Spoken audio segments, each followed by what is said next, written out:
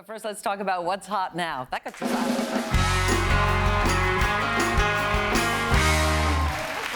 Thank you. So do you guys. I mentioned ashes, and it was like, quiet. What is that about? I'm not going to tell anybody till she comes out here. All right, I gave birth to 3 children that I know of. I say that all the time. And my second child, Gabe, was a very, very difficult delivery. I was in a lot of pain. They give me an epidural, but it only froze my legs. So it was like a beached whale, and I'm screaming. And the doctor walks by. It's Richard and I in the room. And the doctor walks by, and he's standing there, and he says, you know, Richard, you look like you could need a cup of coffee. I thought, what? I'm like suffering, and they went out to get their coffee. So I had to laugh when I saw this selfie taken by a husband during his wife's delivery. That's him. She's literally pushing out her baby mid-contraction. And he takes this picture. It's been seen over 2 million times since he posted on our Reddit. You know, a lot of people said, oh, she's going to get you. She is going to kill you after she gets home. But apparently he said she thought it was kind of funny. She enjoyed it. I love it. I thought it's cute. I love it. This captures the moment. I mean, she's going to look back and go, she worked really hard for that baby to come out. She's working it. And I'm so... I took pictures in my delivery. During the delivery? I had C-sections. We didn't look down, but there's pictures of me laying down. But that is such a cool shot. I mean, that is awesome. You know, I'm so sorry. Because she looked like she was actively pushing. That baby was crowning. Turn around and pick up your kid. What are you doing taking a selfie? Give the camera to somebody else. You don't want to miss that moment. It takes 2 seconds. Not crowning like that. Absolutely not. Crowning. Where do you get the crowning? You don't tell him she's crowning. I've never given birth, but looks like she's crowning. No, you do that with every push. Yeah, 18 hours, 20 hours. Some moms in here probably pushed for a long time, right, moms out there? And it shows you what year it is also. The kid's going to look back and be like, oh, that's when selfies were big. Here's the thing. That's actually really... that time. I don't have a problem with taking the photo. I think it's important to remember these special moments in our life. I think my issue is that we've become this social media society where if it isn't posted to Facebook, if it's not posted to Instagram, it didn't happen, right? We have to share everything. It's a living testament. So I think keep it private, but take the photo. I think it's a great photo. The kid is going to love that when they grow up and see it. I smell wedding, kind of like clip reel or something like that. That picture is going in that shot. Exactly. All right, well, if you watched the 4th Republican presidential debate last night, you know the road leading to the birth of our next president can be quite painful. I got up this morning, my husband and I felt so guilty because the other debates, when there's been a lot of fire and crazy things going, we say there's no substance. This debate had a lot of substance.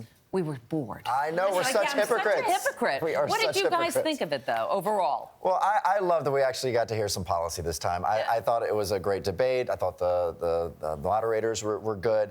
To me, Carson still looked a little lost up there. But there was one moment when Trump, called out Carly for interrupting everyone. And why is she interrupting everyone? I don't like throwing the sexist word out very much, but that, for me, just felt a little sexist to me because everyone was interrupting, but he attacked her. Yeah, but it's one of those things. When anybody else does it, then he's upset. But if a woman does it, now he's really upset. He's going to call you out on it. It was so rude. But I heard some and great... he interrupts people all the time. But she had upset him. She had said something that upset him. That's what it was. It's so now a debate. Well, that's exactly right. But I love some of the tax proposals. I learned a lot. So, I mean, I love that I heard some policy. I kept getting distracted because I was watching paint dry while that was on.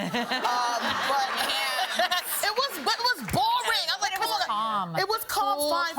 But if I had to say that I would, after the debates, who I would vote for president in that, I would vote for the alien that was standing behind everybody else that wasn't there. Because it's none of them. They're born. I don't want any of them to be president for me. I'm sorry. All right.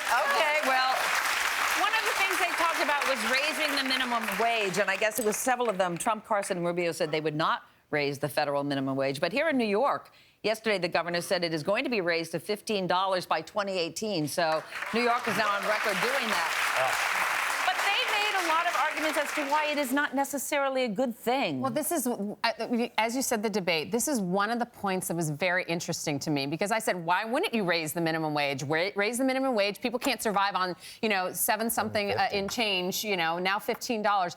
But it brought up a point of the small business owners and people around the country who will not be able to afford to hire people because if the minimum wage is raised, it will increase unemployment, which for me was an aha moment to really make me think. And I was It's a very valid point, but then I look at it this way. I'm for raising the minimum wage because I think, rich people, they save money, they invest money. People that are living paycheck to paycheck and on minimum wage, they put all that money back into the economy. But what about the small business owners? Like a McDonald's? But I think the small businesses will actually prosper because all that extra money is going back into their businesses. But they can't afford to hire people. What I'm saying is, like a business like McDonald's, the federal government can afford the luxury of paying $15 an hour. For people like me, friends who own small businesses, to hire someone standard $15, it's across the board for anybody. I think there's more people on minimum wage than small businesses. I think there's more people that need this money. I agree they need the money.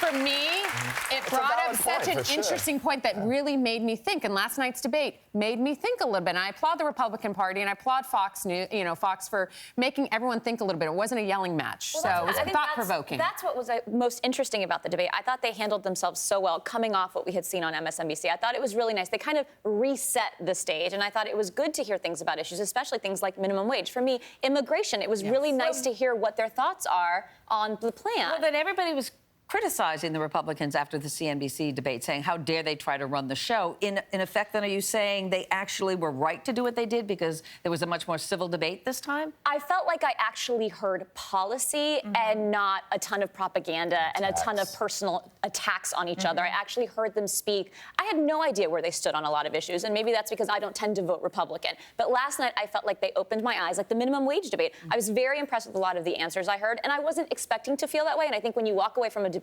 better educated and better informed, it's a successful debate. Yes. And what's interesting, no matter how you feel, Republican or Democrat, these debates are getting much higher ratings than any of the shows that are out there. So people want to hear what the candidates have to say. Great thing. All right, moving on. Supermodel, here's a turn. Supermodel Gisele Bündchen is opening up about her early courtship when dating Patriots quarterback Tom Brady. They are now happily married. I think they have 3 children. She told CBS This Morning anchor Charlie Rose that when she found out back in 2007, right when they started dating, that Brady's previous girlfriend, Bridget Moynihan, was pregnant with his child, she didn't know what to do, and she wondered if she should, quote, just run away. She is glad now in retrospect that she did not. She actually has a very nice relationship with his son, Bridget, and with Bridget herself. So, but we were talking about this earlier. Would that be a deal breaker for you? That's a lot of stuff to come into. And if I found out, you can't dictate what your heart's going to feel, but it's having a child, that little kid is more important than you, and that person's a part of your life for the rest of your life. So that would be hard for me. It's a deal breaker for me. It really is. I It's feel a deal like breaker. I can't even say it. I love that they're all friends now, but when you're just starting, at the beginning, by the way. Well, yeah, but when you're just starting to date someone and then you find out that that ex is pregnant, it's all about that pregnancy. They might get back together. That love is there. You need to be selfish in the first few months of your relationship. It worked out. Yeah. And I think now we live I think of the show Modern Family. That's kind of what our families have become. We're these modern, evolved families, and we're blending families constantly. And I think it's a great thing. I think for me, a deal breaker would be if I was dating someone and I found out, they didn't pay child support or something like that. I would never rule somebody out because they had another child or they were currently cheating while they were just starting to go out, and that's how the pregnancy happened. That would, for me, would be a deal breaker. For me, I think the problem is that you got into a relationship with somebody who has somebody who's currently pregnant. So that means that they were together very recently. So did he really get over that person? To me, that would be too much stuff. If the child was 2 or 3 years old, a different story. I think a criminal background for me would be a deal breaker. I don't know.